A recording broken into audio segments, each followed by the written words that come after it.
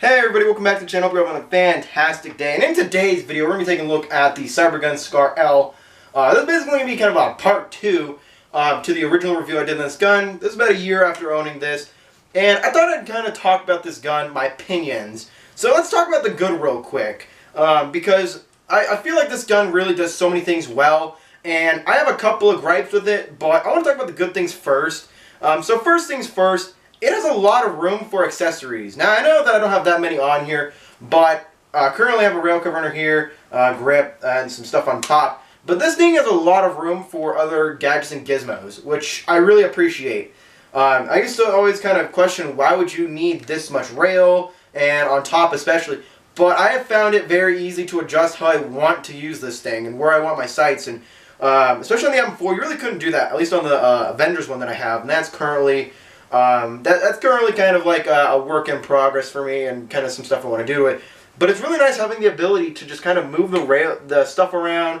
And I actually have the laser on the side and actually put it on top, and I really like that. I like having the laser on top, and it doesn't actually get in the way of the scope, which is even better. But yeah, so positives: a lot of rail space, and the rails are not crappy at all either. They are metal rails.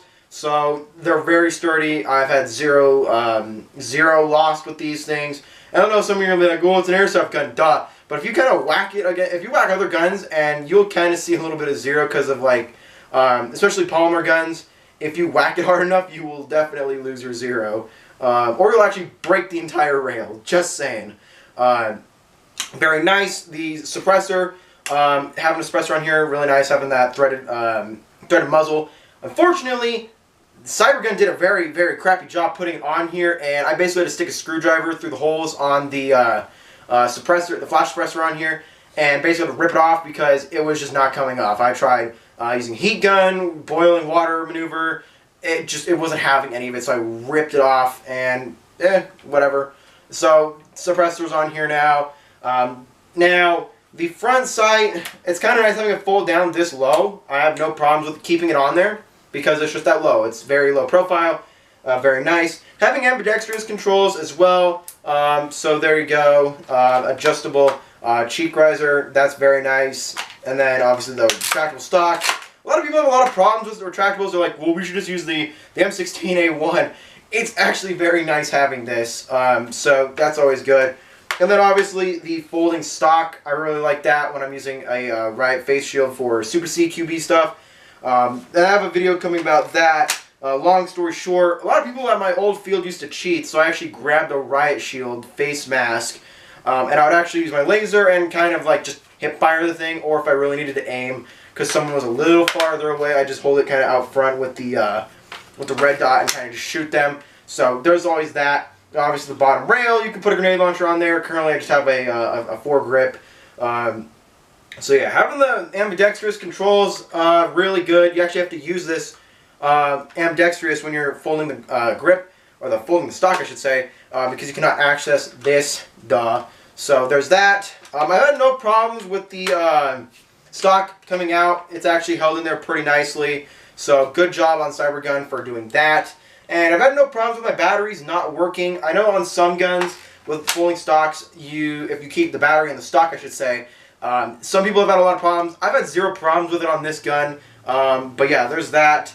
Construction quality. Construction is very nice. I've had zero problems. I've had nothing break. I've had nothing get damaged by dropping it or anything like that. The entire upper is metal and the entire lower is polymer, just like the real one. So there's that. Now on to some of the cons. The biggest ones, there's two. One, this mag release really sucks. I know I just gave it praise for being ambidextrous, and I'm praising its ambidextrousness. I like that. However, what is this? What is this? It literally is sticking up right there. That is a problem. I'm sorry, that is a problem.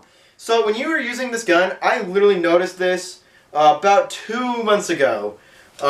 So I don't know if this problem just sprung out to me. Basically, when I would put a mag in the gun, the mag would fall out. And I was like, okay, did I not seat it properly? So I'd take it out, put it back in, now it fall out again. It turns out, because this is out, my mags, this piece is actually what holds your mag in. This mag release piece right here, that holds your mag in.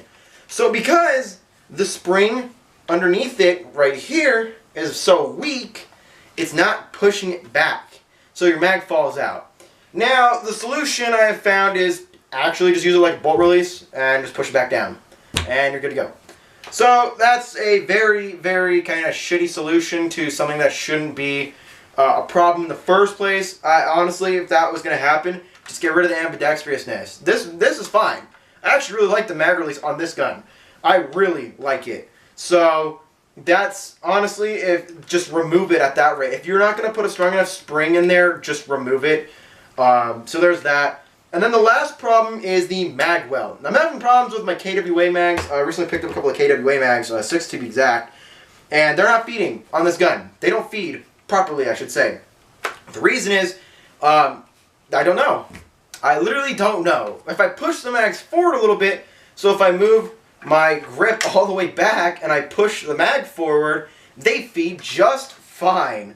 But the moment that I stop putting pressure so they stick forward more, it doesn't feed, which leads me to believe that I'm going to have to put some duct tape in here so the mags feed properly. If that's the case, I have a roll of duct tape right here, that's fine. So I'll test that out later, do a little fix, and see if that fixes the problem. As for this, I might just get a really, really fast solution, use a rubber band, honestly. This gun, I have so little problems with this gun. I have so little problems, and it's just... This can be fixed with a rubber band, or if I actually feel like I want to, I can put a new spring in there, that's fine. The mag release problem, or the mag problem, I need to figure out why it's not, because I love this gun so much. This gun has so many nifty features, and it's just such a cool gun. So I'm going to have to figure that out. If I can literally use duct tape, then I will literally just use duct tape on some of those mags and call it a day, because I like using this gun. I like shooting this gun. It shoots accurately. Shoots pretty fast in full auto with a 9.4 or a 9.6. God, I have not checked my battery in so long. What it is. So yeah. So my opinions on this gun: if you're going to get it, don't break the flash suppressor. For the love of God. If you want to keep your warranty, because if you do have this problem and they're actually willing to cover it, because I obviously broke it and haven't tried. Then I would, if you don't, maybe I got a lemon, because I also know that my bolt release, you have to pull it back and push that in. So that leads me to believe that I may have just gotten a lemon. But from everyone else who owns this gun, everyone says they love this gun and they have no problems. And actually one of my friends who I used to go to school with, who literally owns the same gun except his is tan, who has no problems with it, and he's like, yeah, you're the only one with those problems, Chief. So maybe I got a lemon, but so my opinion on this gun, I give it an 8 out of 10 after owning it for about a year. I have zero problems besides those two. Everything else works fine. The gun shoots well, no battery problems, no zeroing problems, especially with, you know, polymer guns having that polymer rail. No problems with that, full metal, everything. But yeah, so thank you guys so much for watching this video. If you liked it, something down below, should be really appreciated, and you want to see more. I got a review on the laser coming soon, and so about the red dot. So stay tuned for those videos. But yeah, thank you guys, and I'll see you guys in the video. Hope you guys have a nice day. Meh.